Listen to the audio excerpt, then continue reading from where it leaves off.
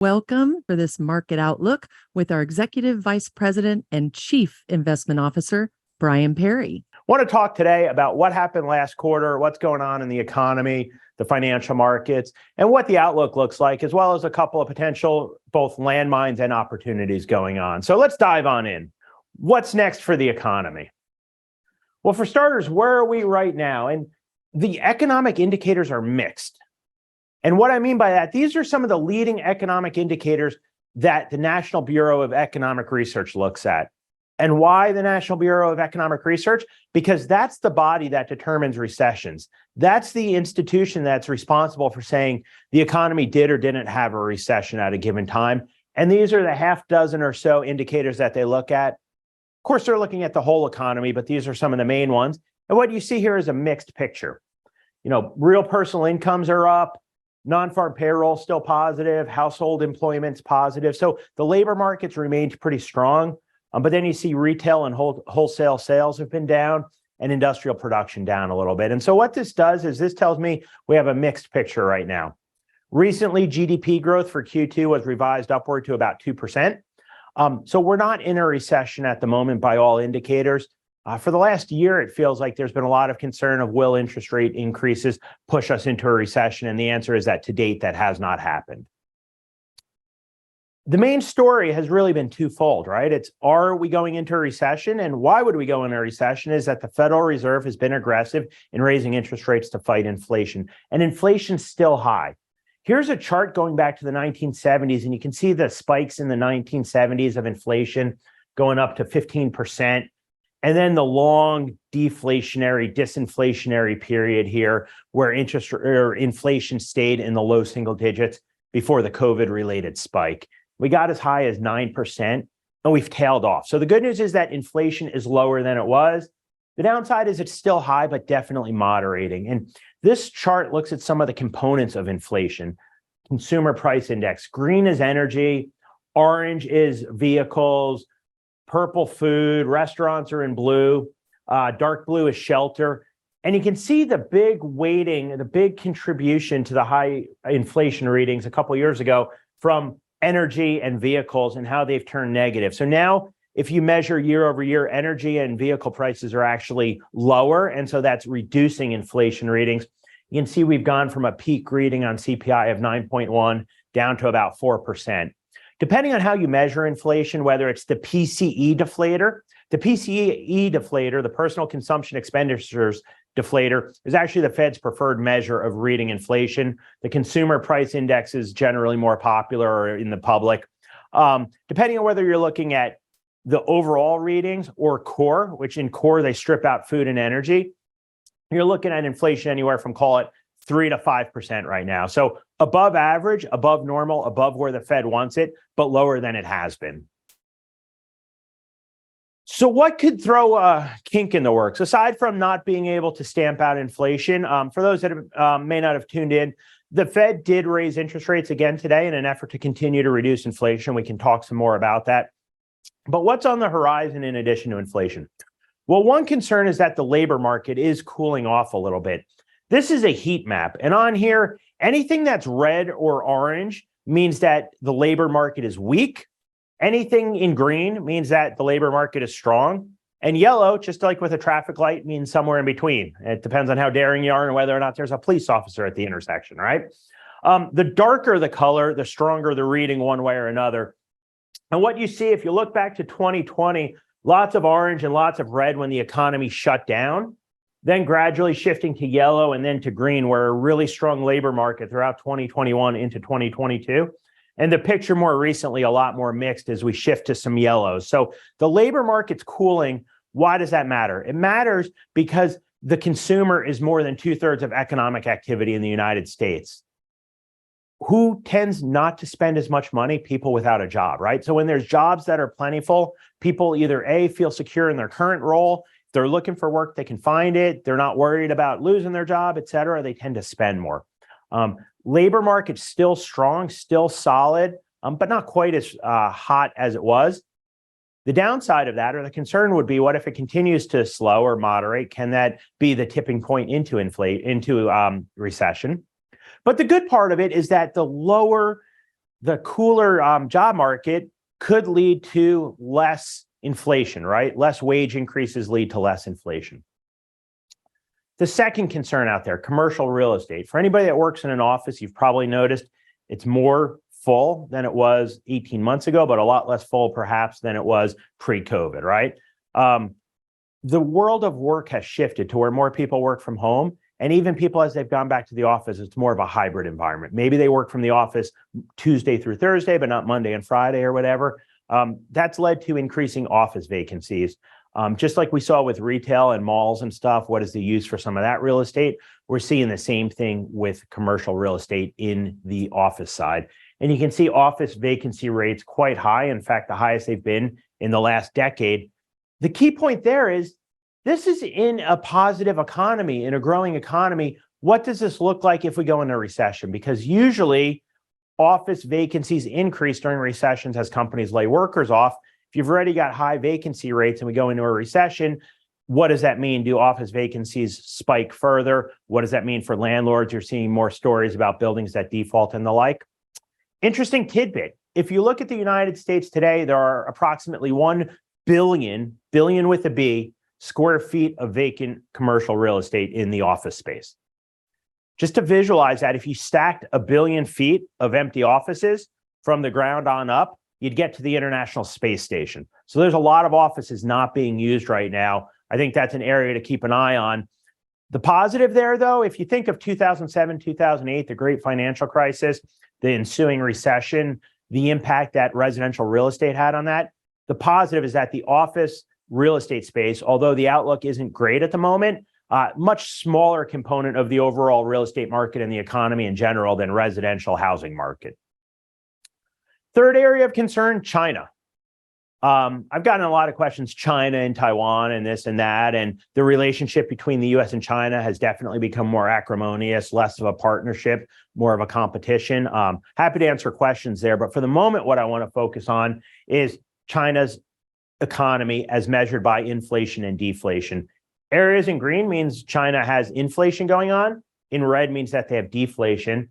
Shaded areas are a recession. And what you notice is that in the past, there's only been deflation really in China at times of recession in the early 2000s, great financial crisis again, and then COVID. Why that's important is it's hard to see on this chart, but China's inflation rate just turned negative. So China actually just barely tipped into a deflationary environment recently, which at least in the last 20 years has been related to slowdowns in the global economy. China is one of the main drivers of global growth, one of the main consumers of a lot of commodities and products, obviously a big exporter of a variety of goods. If their economy really is slowing down, that could potentially pose a risk to the global economy, so stay tuned there. That's a little bit on the economy. Let me shift forward to markets and then we'll invite some questions. Right, so how have markets done in the last 3 months, year to date, et cetera? We'll start with stocks. A lot of numbers on here, so let me walk you through a few. I'd like you to focus on the left-hand side with all the little numbers. 2023 US dollar. So let's do some drawing here. For those that have seen me present before, you know how special some of my drawing is. The S&P 500 year to date up about 17%. And this is through the end of the second quarter. So keep in mind, this is through the end of June, not over the last couple of weeks. You look at IFA. These are big developed countries, Europe, the UK, Canada, Australia, et cetera, up about 16%, doing really well there. Emerging markets, we'll talk more about that, but a little bit of a laggard, but still up 5% for half a year. If you take 5% and double it over the course of a year, that's 10%. That's pretty good. You can see a number of countries that have done well in addition to the United States. Japan up 13% in US dollars, France up 19%, Germany 19%, et cetera. So really pretty good returns year to date in the stock market. What about bonds? Well, again, we all know that last year bonds suffered their worst performance in recorded history, due mostly to the increase in interest rates. If you look here, the gray line, December 31st of 2021, so flashback 18 months, where interest rates were. This is the yield curve. So this is mapping out the yield you can get for investing in various bonds from 3 months out to 30 years. You can see back in December of 2021, it looked like a fishhook, an upside down fishhook. That's what's known as a quote unquote normal yield curve. That's the most average shape where the further out you invest, the more return you get, with the greatest increase in return coming from about 0 to 7, 0 to 10 years, and then a flattening from there.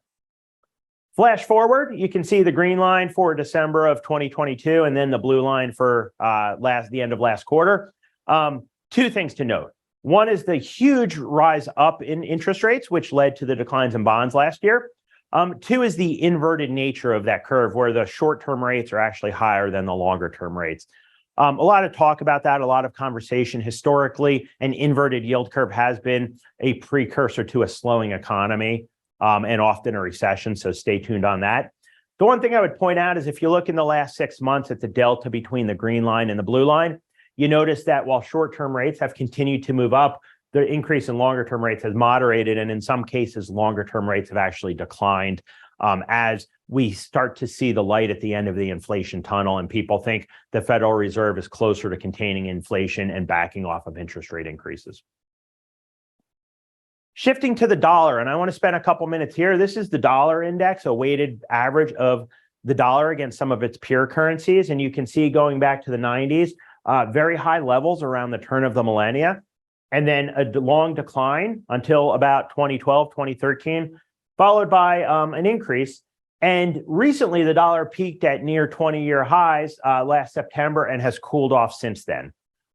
Still at high levels. If you look relative to the last 2.5 decades, the dollar is still pretty strong, but it has softened a little bit in the last 6 months. We get a lot of questions about the dollar, and I just want to comment a little bit on the dollar in general, and then the dollar, is it going away, right? And we get questions around, what if there's a digital dollar? What about, there's talk about BRIC currencies. So BRICS, Brazil, Russia, India, China, coming together to create a currency that would compete with the dollar. What about the Chinese yuan? Will that compete with the dollar and take away market share? The reality is we don't think the dollar is going anywhere for a couple reasons. First of all, if you look at all global currency transactions, the vast majority of them involve the dollar. Now, could that amount decline? Sure, but is it likely to go away? No.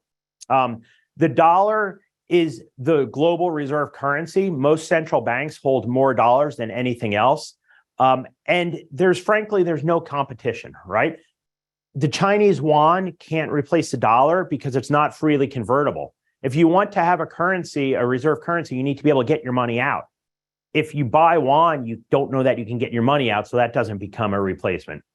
The euro is the second most highly traded currency in the world next to the dollar, but it's only a fraction of the trading volume of the dollar, a fraction of the reserves.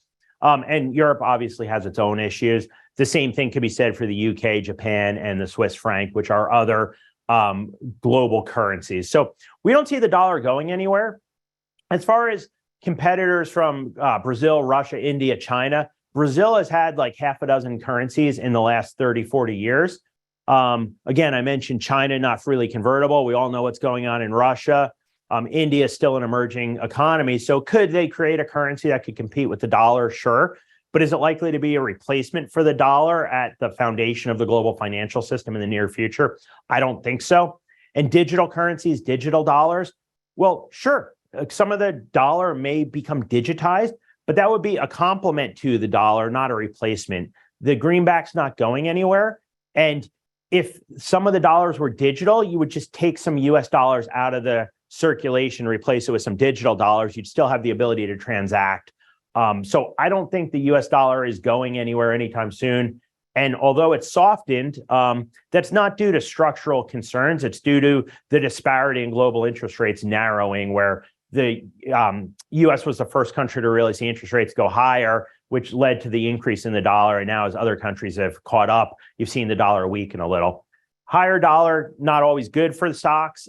This weakening is actually good for exports in the United States, as well as US-based owners of foreign currencies. So not a bad thing. Again, don't think the dollar is going anywhere, but it could soften. Oil, looking at this here, been very volatile, right? You've got the global financial crisis. You've got the complete economic shutdown with COVID. You've got a couple price spikes, particularly around Russia. And recently settled in more or less in the middle of its range. Oil and energy and commodities in general tend to be very volatile. That's one of the reasons when the Fed looks at inflation, they tend to strip out the price of energy when considering how to make monetary policy. We believe at Pure that the best way to get exposure to commodity prices is through commodity companies that are involved in the space, as opposed to the underlying commodities themselves, simply because of the volatility of the underlying commodities. Gold's an interesting one, right? So when you look at gold, you can see that in the last several months, it essentially went nowhere, maybe actually down a little bit. Year to date, it's about unchanged, give or take, maybe up a touch. But it really hasn't done that great, considering that gold is often touted as an inflation hedge. We've had a couple of years of the highest inflation since the 1970s. You would expect gold to do a lot better than it has. I think that does argue a little bit against gold as a fundamental part of a portfolio. For those that want to hedge, we generally say don't have more than a couple percent of your portfolio in gold. Again, hasn't done great long term. Recently, it's done a little bit better, but maybe not as well as you would have hoped given the increase in inflation. What about digital gold, crypto? I talked a little bit about a digital dollar. This looks at Bitcoin. Obviously, Bitcoin has been an exceptionally volatile asset class. For those that have owned it for a decade, it's also, you're probably not listening to my podcast if you owned a lot of Bitcoin for 10 years because you're on your yacht. Bitcoin has done really, really well over time with extreme volatility. If you look, it was down about 60, 70%, and then it rebounded from, call it 17, 18,000 to about 30,000. So it's had a pretty good run here in the last 6 months. Again, crypto, there's a lot of different cryptocurrencies. Bitcoin's kind of the main one. Ethereum's a big one. We think it's a speculative investment. It could make sense as a small portion potentially of somebody's portfolio, but generally not as a foundational piece.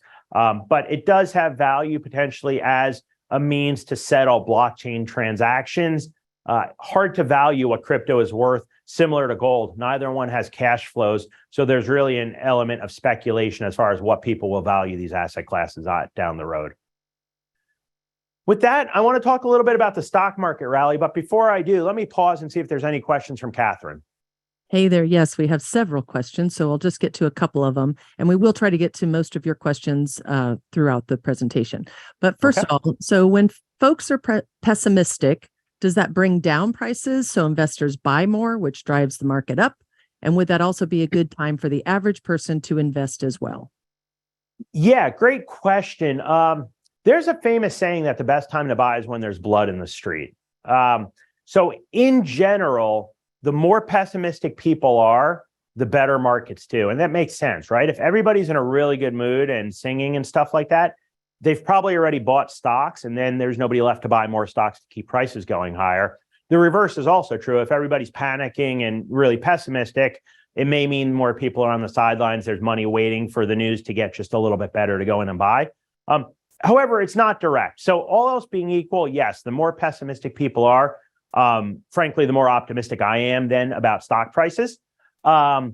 But it's not a one-to-one correlation. The fundamentals and the backdrop need to match as well. So if people are pessimistic because, I don't know, there's a nuclear war going on, well, it may not be the best time to buy because the facts are still pretty bad as well. What you need is a combination of not good fundamentals, but slightly better than expectation fundamentals combined with pessimism. And a lot of times that leads to explosive rallies. Great answer. Okay, another one. Private REITs, real estate investment trusts, really took a hit along with traded REITs when they are a nice balance when the markets fell. Do you still feel that they have a place in the portfolio?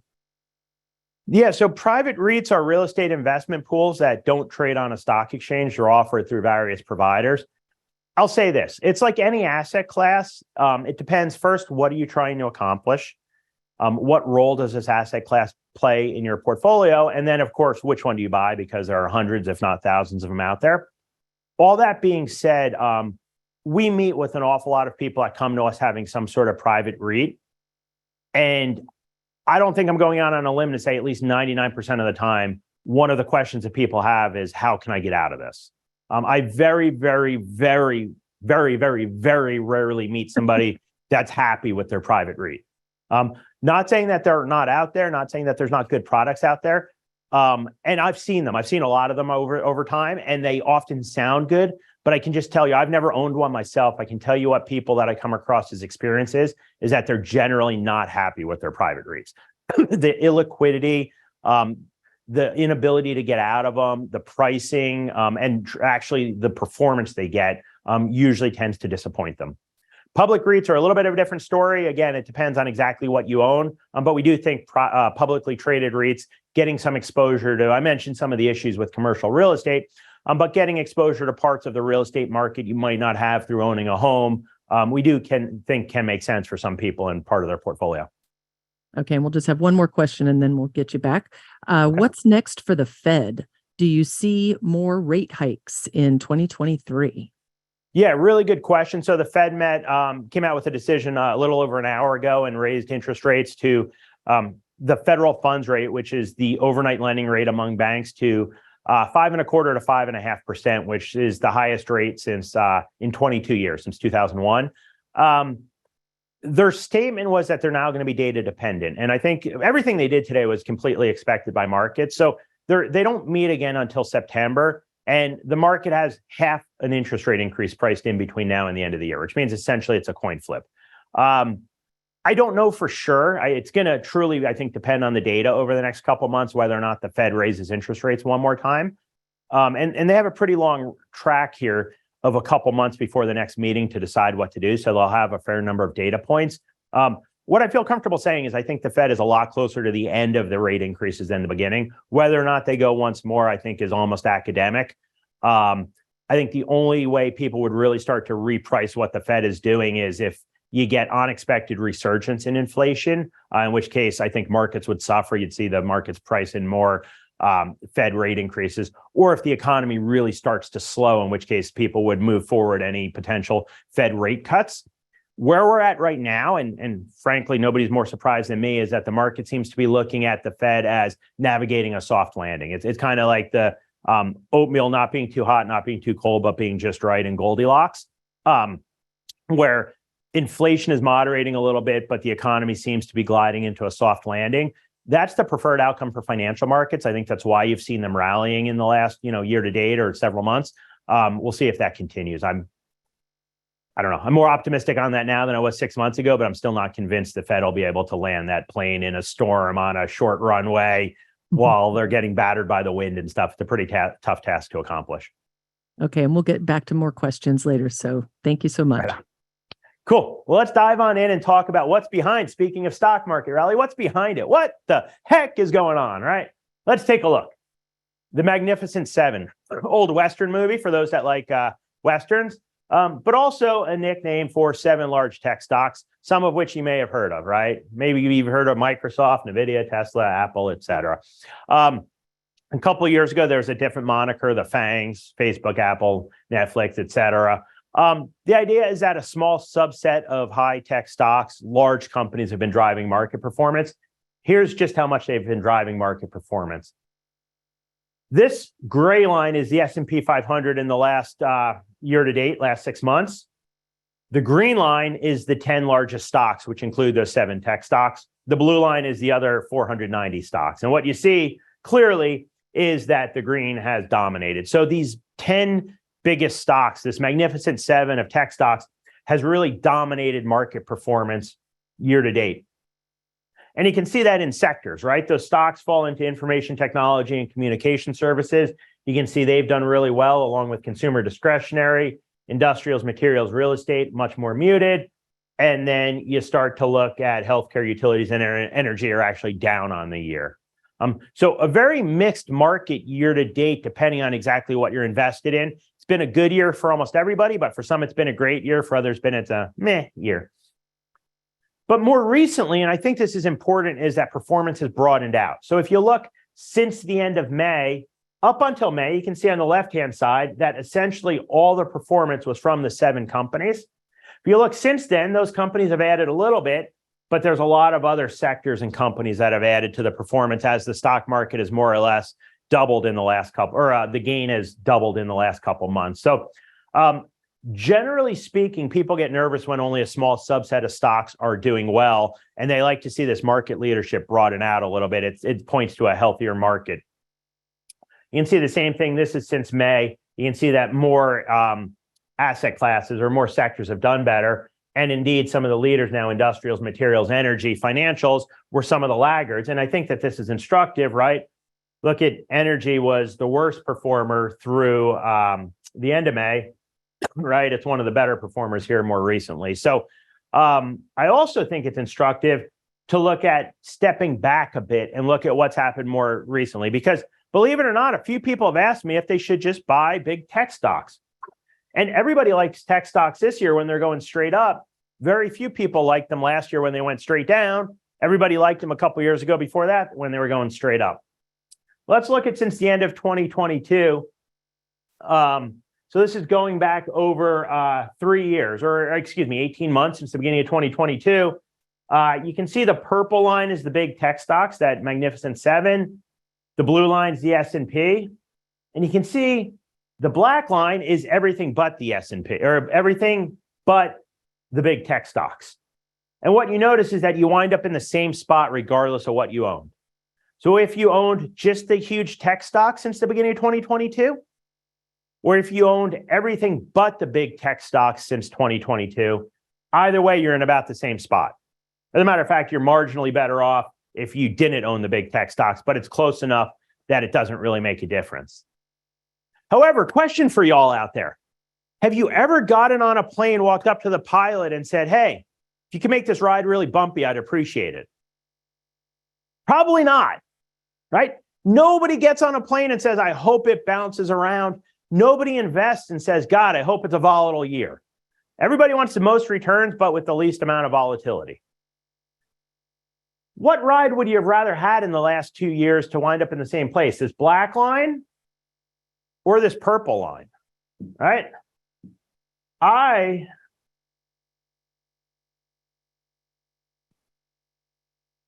like this. This is fun. This is less fun, right? To wind up over here, I'd much rather go like this than like this. So I think that's an interesting point, that while tech stocks have done great this year, they haven't been that great over the last 2 years. And it's important to remember that when you concentrate all your holdings in a single sector, a single handful of stocks or securities, when it works, it's a lot of fun. When it doesn't work, it might not be as much fun. As financial advisors, we're big proponents of diversification. I want to address another question I get a lot, which is, should you stay in cash? Cash is way more attractive now than it has been in years, right? You can get 4 or 5.5% on CDs, T-bills, savings accounts, et cetera. Should you just stay in cash, particularly because in a lot of cases, you can get more on a 6-month CD than you can on a 5 or 10-year bond? Why might you not want to sit in CDs? Well, a couple examples. First of all, this chart looks at the last half dozen times that the Fed has raised interest rates, and interest rates have gone higher. And what you can see here is that you've got the peak CD rate. That's how high CDs topped at. And then it looks at, hey, in the next 12 months, how do you do in CDs? The Bloomberg US aggregate, that's the main bond market index, high yield bonds or stocks. And what you see is that back in the 1980s, you would have done better in bonds, high yield, or stocks as opposed to CDs in the next 12 months. Here, in 1989, you would have done better in almost anything but high yield. In the mid-1990s, you did better in everything else in CDs. Here in the early 2000s, you did worse in stocks. But even though CD yields might have been higher than bond yields, you would have been better off owning bonds. Here again, in 2006, you would have been better off owning bonds. And here in 2019, you would have been better off owning bonds. So the reality is that historically, even though CD rates might be attractive in a time of rising interest rates, you wind up better off if you buy the bonds instead of owning the CDs. Here's another way of looking at this. This is returns by decade. You can look at the 70s, 80s, 90s, and so on. Look at cumulative inflation over that time period. Look at how cash did versus bonds versus stocks. You know, if you're looking here, I don't actually see a decade, with the exception of the last 2 years, where cash has outperformed bonds, right? So with the exception of the 2020s, and again, you're looking at 2 years of it, you're not looking at a very long track record. Even in times when cash was attractive, you'd have been better off buying the bonds. Finally, a couple examples on this slide. And this slide is busy, but I want to highlight a couple things. First of all, this on the left-hand side here looks at when short-term interest rates are higher than longer-term rates. That's that inverted yield curve I talked about. How are subsequent returns in the next year when the yield curve inverts and it's really, really, really tempting to invest in short-term bonds and get more return on your cash or your short-term bonds than on longer-term bonds?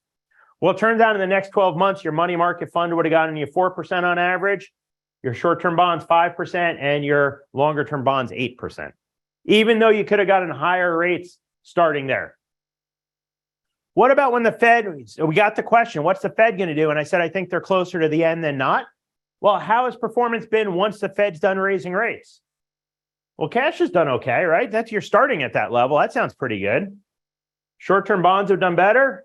Core bonds have done better still. So when the Fed gets closer to being done raising rates, historically, moving out of cash and into bonds has made sense.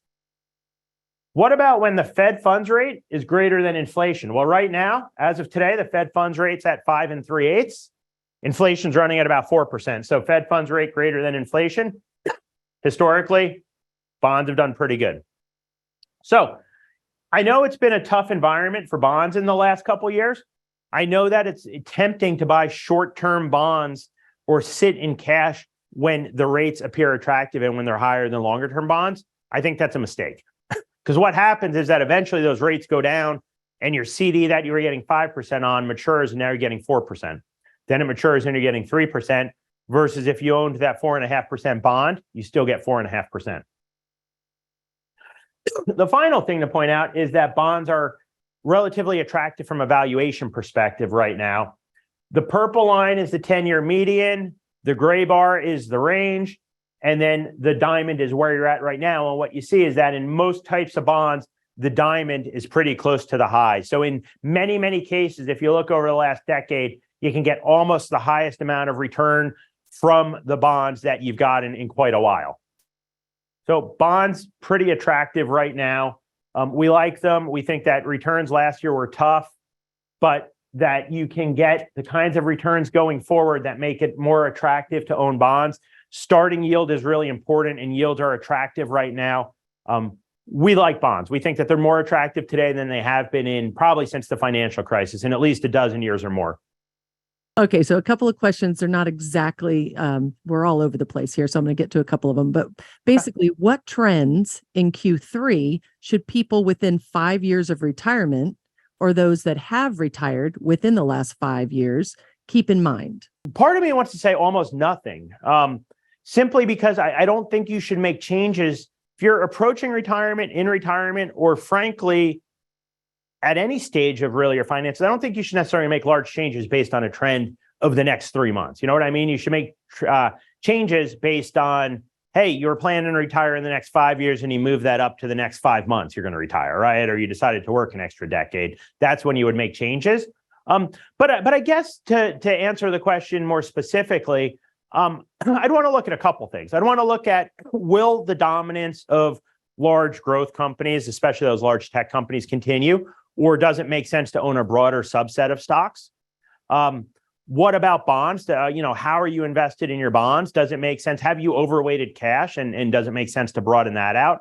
I'd absolutely, no matter what stage you're at, but especially if you're 5 years out or recently in retirement, want to look at how are you set up for taxes as far as how are you going to distribute income back to yourself and what is the tax impact of that? And are there any steps you can take to mitigate future taxation as you draw a paycheck from your portfolio? And the final one, and I usually end my slide with this, but I'll say it now, is what's your required rate of return? And I would challenge everybody out there 5 years out from retirement, first 5 years of retirement, or 25 years old to say, what's your required rate of return? What rate from your investments do you need to get in order to meet your financial goals? And if you can't answer that, then I would say you absolutely need to sit down and figure that out, or sit down with somebody and figure it out, because otherwise it's like saying you're going to go on vacation and I hope I get there, but you don't know where you're headed. Are you going to Florida or Michigan?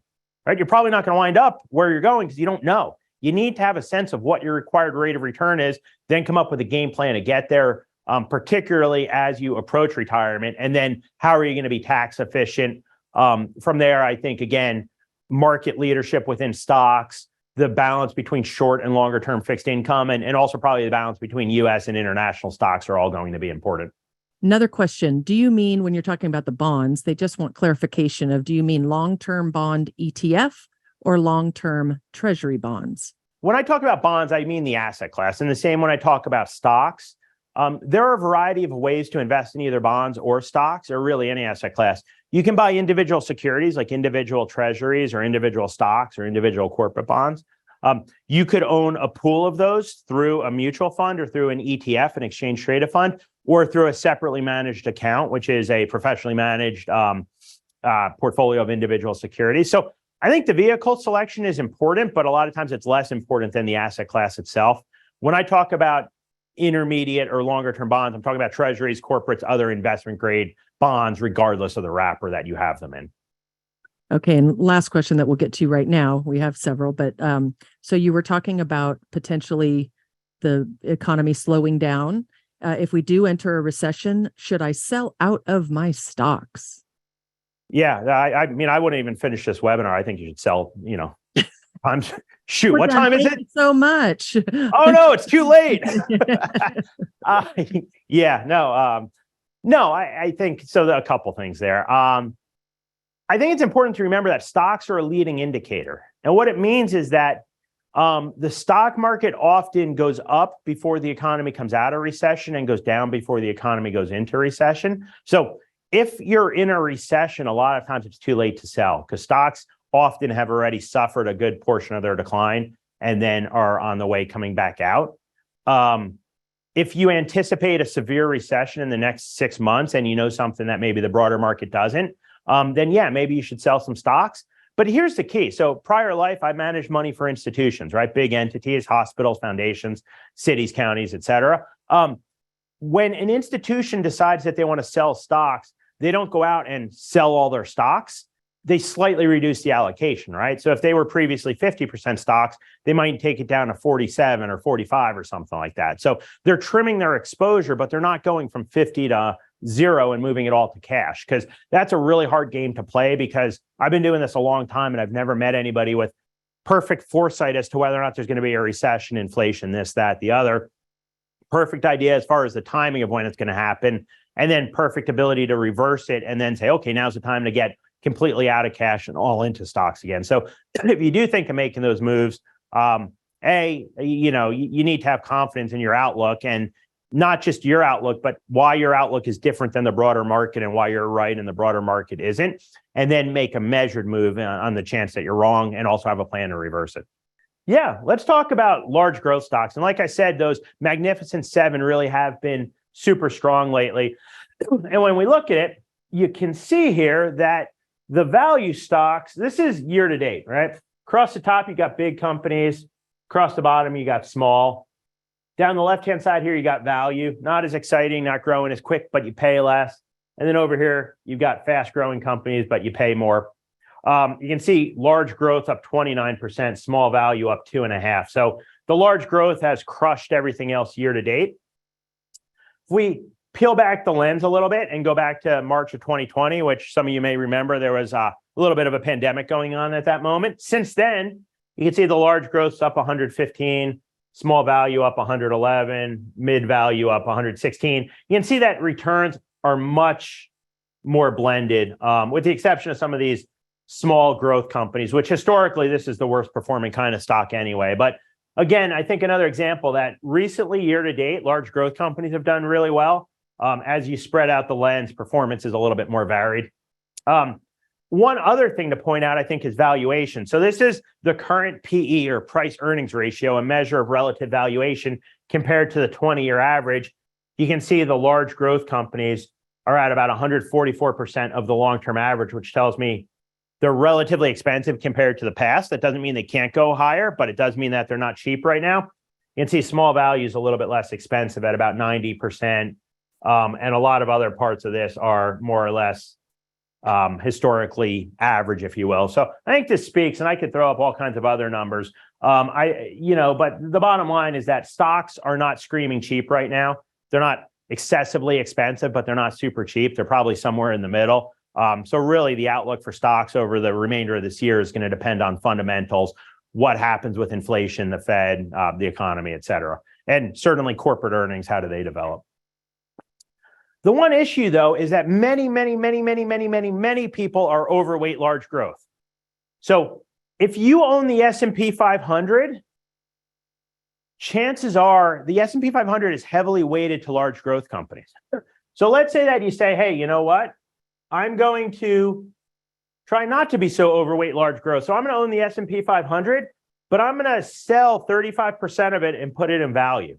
So now I have 65% in the S&P 500 and 35% in value. Seems prudent, right? You're trying to reduce your exposure to the S&P, which is dominated by large growth, get a little value in there.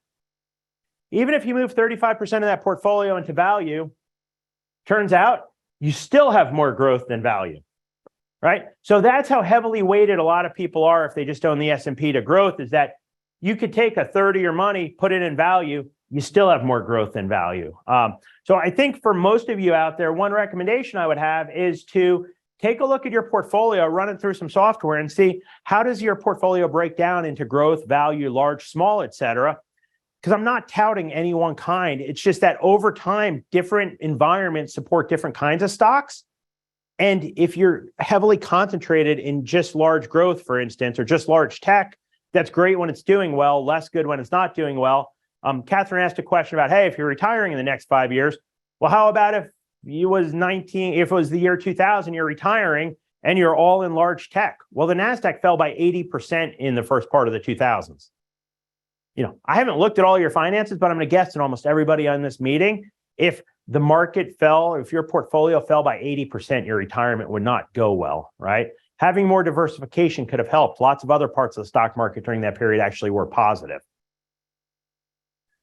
Here's another measure of U.S. small versus large cap. You can see that small companies over here on the right-hand side of the chart, 2 standard deviations below historical norms, the cheapest relative to large companies that they've been since the year 2000.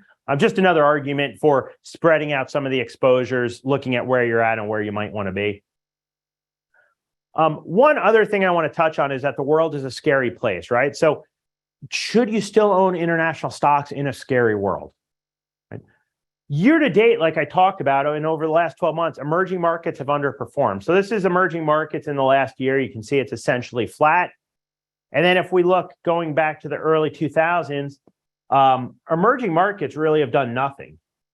So here you can see emerging markets back in, 2006, 2007, actually lower today than they were then. So again, been a really tough environment for emerging markets. There have been some bull and bear markets in there, but they've done very little. I think when you look at emerging markets, though, A, the stocks are reasonably cheap, and B, these are some of the fastest growing economies on earth, and some of them have positive demographics, some don't. But I do think having some exposure to emerging markets can make sense, particularly because they're inexpensive.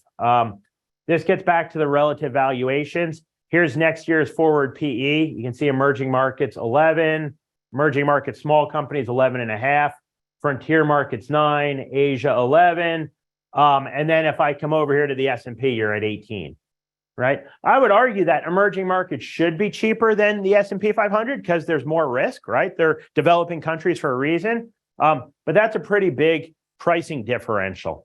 So I do think emerging markets, despite some of the news flow, despite some of the concerns, COVID, China, Russia, Ukraine, et cetera, I think that emerging markets could be poised to do well in the years to come. So let's talk about what the future holds, and then we'll go to some questions. I just want to touch on a couple of topics that have been in the news lately. Full caveat, I don't have the answers here. These are just discussion points. One other thing I want to say is that I've talked about a lot in this webinar. There's a lot going on. Talk to somebody about the things I've done. Talk to your financial advisors. If you don't have a financial advisor, or if you do and you want a second set of eyes, we usually charge a couple $100 an hour to meet with people. But for those that have attended this webinar, we do offer a free financial assessment. There'll be a questionnaire that Catherine will put up. If you want to come in for a free financial assessment, let us know. There's no cost or obligation. It's not a couple $100 an hour. It's completely free. What we'll do is we'll take a snapshot of your portfolio to show, are you concentrated in large or small companies, growth or value? Do you have proper diversification? What kind of bonds do you hold? Are they too long in maturity? Are they too short? What kind of international exposure do you have, if any? We'll also take a look at your taxes. We can tell you, hey, I mentioned distributing income to yourself tax efficiently in retirement, right? Do you have proper tax diversification? Are you going to be efficient with your income, keeping it out of Uncle Sam's hands and in your hands or your family's hands in retirement? Again, no cost, no obligation. But if you want to come in for that free financial assessment, you can meet with one of our certified financial planners, take a look at your portfolio, your tax situation, your cash flow, Social Security, pensions, et cetera. While Catherine takes a look at that, I want to talk about what the future holds. AI, ChatGPT. I don't know if any of you used it. It's pretty amazing. There's some other programs out there, Firefox and stuff that are really pretty cool.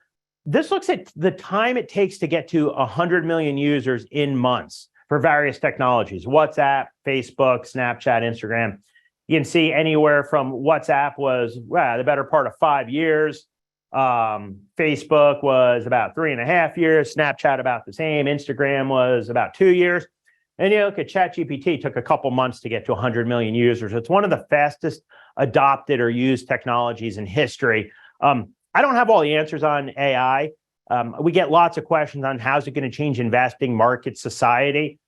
I think the answer is it's going to. How it's going to, I don't know. Obviously, we've all probably seen The Terminator, and I think that's the bad outcome for AI, is that we're all working for the robot overlords. But there's lots of positive impacts that it could have as well on streamlining productivity and really helping. If you look around the world at a lot of economies, there's significant demographic issues in the vast majority of the countries in the world. If you look out over the next 10, 20, 30 years, I think AI and making people more efficient can help overcome some of that. So stay tuned there. It will also undoubtedly have significant investment implications. Another key topic, I believe, is resource scarcity, particularly for some of the resources that are important to the emerging technologies around electric vehicles, lithium batteries, alternative energy sources, rare earths, and those kind of things. When you look at this chart, you can see that the blue bar is worldwide production. The red dot is China's share. The gray bar is the US's share. And obviously, there's a ton of information on here. So the idea is not to memorize all this stuff. But what you see is that there's an awful lot of important security technologies and resources where China is the largest national share. And in some cases, as much as 100%. In here, they're about 70 or 80% of world output. In here, they're like 50%. So you can see as perceived or real competition between the United States and China escalates or increases, why there's concern about access to some of these materials, how that'll happen and stuff. And again, from an investment perspective, this is a developing area, but I think will play out in the economy, in geopolitics, and in markets over time is how does countries around the world source all of these elements, all of these resources? The final thing I want to touch on is public and private companies. So over the last 30 years, 20 years, the percentage or the number of publicly traded companies in the United States has been cut roughly in half. At the same time, the number of private companies has increased significantly. And I think that speaks to what happens in portfolios. How do you invest, right? If you invest in private companies versus public companies, et cetera, the problem, of course, is that investing in private companies has always been really difficult. You can't just go knocking on doors. You might not have the resources to go to the local, IT company and invest $50 million in them. And then that brought about the world of alternative investments where institutions or very high net worth individuals could access private equity and invest in these kinds of companies. An emerging trend in financial markets is more access at a lower dollar amount in some of these types of investments, whether they're private equity, private real estate, private lending, hedge funds, et cetera. More vehicles have come about that give investors access at lower dollar points. It's still emerging. It still can be a little bit difficult to navigate, but I think as you look out over the next 5 years, 10 years, whatever, I think that potentially increasing exposure in some areas to some of the privates as vehicles and access become more prevalent could be something to monitor as well. So those are just a couple of areas I wanted to touch on that I think are going to be topics. Again, nothing to do today, tomorrow, next month, but as you look out over the coming years, I think will be at the forefront of investor decisions. Again, I mentioned what's your required rate of return and how will you manage your taxes. And with that, I'm going to go to questions and answers. And like I said, if you want to come in, if you want one-on-one, I can answer your questions now, but if you want one-on-one questions from one of my colleagues, want to know your specifics, what to do, where are you at? Are you on track for retirement? Are you making mistakes? Are you doing things well? Let us know. We'll sign you up for a free financial assessment, meet with you a couple times, go through your taxes, your investments, your Social Security, et cetera. No cost, no obligation. It's something that, a lot of folks pay hundreds, thousands of dollars for. You get it for free. So if you want to do that, let us know. But in the meantime, keep throwing your questions my way. I'm happy to answer a few more. Well, we do have a lot of questions, so we are not going to be able to get to all of them. But I did put a link in if you want to send us emails at info@purefinancial.com, or as Brian said, come on in and get your questions answered in person or via Zoom. So we'll see how many we can get to. So markets aren't talking about the war in Ukraine anymore. Why not? Because from a financial impact, it really doesn't have much. I've been saying this since March of 2022 is setting aside the humanitarian crisis and the geopolitical issues. I think from an economic and financial standpoint, there are some fluctuations in commodity prices, wheat prices, oil prices. But broadly speaking, unless the war goes nuclear or spreads to NATO, I don't think it's much of an impact at this point on financial markets. Okay. How about, I'm afraid of investing right now due to all of the uncertainty. When will it be safe to get back in? Open your crystal ball, Brian. I guess my question would be, when is it not uncertain? I don't know how old our viewers are, but in October of 1962, kids in school were hiding under their wooden desks, waiting for the bombs to come from Cuba because Russia had invaded, was in the process of bringing nukes over to Cuba, and we're at the precipice of nuclear Armageddon, right? And since then, the Dow has gone up 30-fold or something like that. So times are always uncertain, and yet markets go up. So if you believe in the power of capitalism, you believe that companies are going to make goods and services people want or need, then broadly speaking, there's a tailwind. There's a rising tide behind investing. And, you don't have to get all in if you're nervous. Maybe a dollar cost average, maybe you put a little bit to work, put a little bit more to work. But staying on the sidelines is generally a recipe to lose out to inflation and fail to meet your financial goals. Good answer. Okay, we'll have a couple. We'll see how many we get to. With all the new technological developments, as well as government policies, do old investment approaches still work, or do we need to try something new? Yeah, it's a good question. I think, look, I mean, by old, I guess I would revise old and call it classic or time-tested investment approaches. And something that's time-tested means it stood the test of time. It's worked. There was a time where the train was the great technological advancement. And I would argue that the train was probably a more impactful technology than anything that's come out in the last 100 years. It changed, like the leap forward in society was probably greater than virtually anything that's come out since then, right? Today, it's old tech. And there's 100 examples like that of technologies that were new at the time and now are old, and products that have come and gone, and ways to invest. But diversification, time in the market instead of timing the market, asset allocation and finding your required rate of return and an asset allocation that's likely to get there, tax managing your accounts, goals-based investing. I think all of those things still make sense. The key corollary is that as the world evolves, you keep an eye on it. I mean, I mentioned a few things, private investments, right? I mean, I think you keep an eye on that. And as that space evolves, you figure out whether it makes sense to put in. So you use a framework of a classic time-tested approach. You stick to your knitting and stick to your philosophy. But then if the tactics that are going to help you within your philosophy accomplish your strategic goals, if there's new tactics that make sense, yeah, you absolutely incorporate them. But what you don't do is you don't make wholesale changes and abandon the old just because something shiny and new came along. Okay, and I think we can get to one more question. So this one's just is, in your opinion, what is a good percentage of large growth versus large value, et cetera, to achieve a well-diversified portfolio for retirees at this time? Yeah, I mean, that's a great question. I know there's not a lot of information you have there, but yeah, Precisely, right? I mean, if you want to come in for an assessment and we can look at your situation and what you're trying to accomplish, et cetera, et cetera. But it's hard to say not knowing what all you're trying to accomplish, what your required rate of return is, what else you have going on. I would say in general, if you've got more than 40 or 50% there, that's too much. But the exact percentage is going to depend on so many other things. It's hard to give you an answer. I will say that in my experiences, most people have too much, not intentionally, but by accident. All right. And then I guess I will ask, let's see, one more question. We've had a lot here. How about 2024 election will be upon us before you know it. What is your outlook for the election? You're giving me 30 seconds to talk about the election. Here, I'll give you my off the cuff answer. I'm sure we will talk about this a lot more in the next 15, 16 months. God help us all. Turmoil, anger on both sides, rhetoric, noise, hyperbole. That's my outlook. That's my forecast. And yet, despite it all, no matter what happens between now and then and after next November, I think that the United States will continue to move forward, will continue to be one of the best countries on earth. Financial markets will continue over time to go up. Companies will continue to do well. I predict insanity, but coming out the other end with long-term investment approaches still working. All right. Well, thank you so much, Brian. This has been extremely informative. Pleasure. Everybody have a great day. Yes. Thank you all.